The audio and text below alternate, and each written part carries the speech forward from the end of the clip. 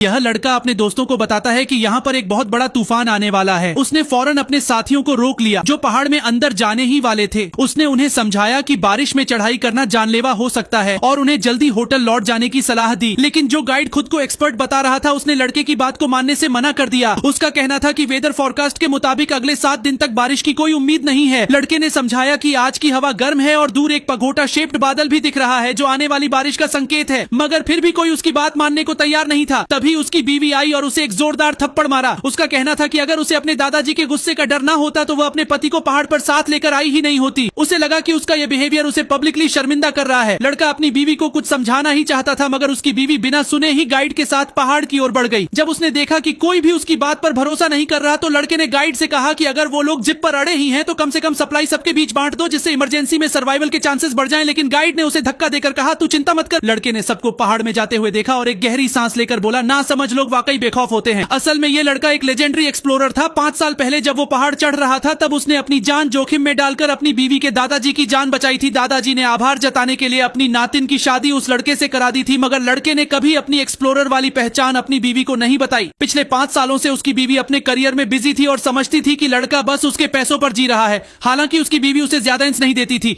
फिर भी लड़के को दादाजी की वो बात याद थी, मेरी नातिन का हमेशा ख्याल रखना। इसीलिए उसने अपनी 5 साल पुरानी धूल भरी एक्सपीडिशन ब्लेड निकाली और अकेले ही पहाड़ की ओर निकल पड़ा। इस बीच वो पूरी टीम पहाड़ के अंदर जा चुकी। चेतावनी बोर्ड के बाहर एक अनछुआ डेंस जंगल शुरू हो रहा था। पार्ट 2 के लिए कमेंट में तूफान लिखें।